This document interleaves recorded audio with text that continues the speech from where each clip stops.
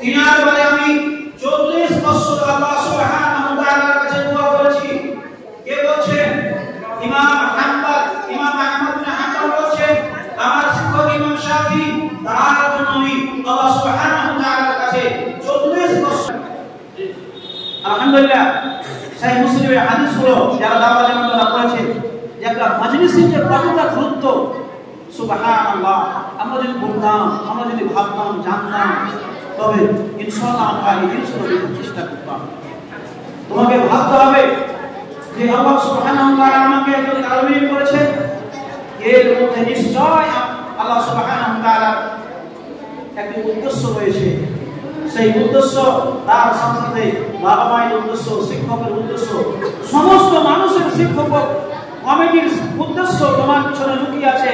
তোমাকে কি ভাবা দরকার? তোমাকে রাত্রে ঘুমার আগে তোমাকে সেই জিনিসগুলো মনের মধ্যে জাগরণ করা দরকার যে আমার পিছনে শুরু থেকে নিয়ে শেষ পর্যন্ত এতগুলো বিল্ডিং, এতগুলো লোক দাঁড়িয়ে আছে আমার পিছনে, আসলে কারণ কি? আমি তো তাকে পয়সা দিচ্ছি না, আমি তাকে কোনো টাকা পয়সা কিছুই দিচ্ছি না, না মর্যাদা দিতে পেরেছি, তারপরে এই লোকগুলো আমার পিছনে কেন দাঁড়িয়ে আছে? একবার মনকে জিজ্ঞাসা করেছো? মনকে একবার জিজ্ঞাসা করেছো কি দরকার হয়েছে এই মানুষগুলো যার করোড় টাকার মালিক তোমার পিছনে বলছে? সম্মানিত তাহলে আল্লাহ সুবহানাহু ওয়া তাআলা তোমাকে অত্যন্ত মর্যাদা দিয়েছে, এটা তোমাকে জানতে হবে।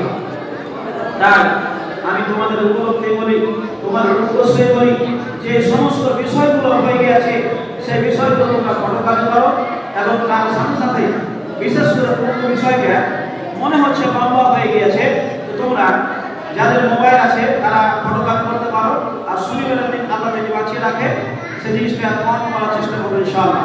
আর তোমরা যদি বলে যে বলো যে আমরা ফটোকপি করতে পারবো, কিন্তু পরে যে কাটছাট হবে তো অসুবিধা হবে।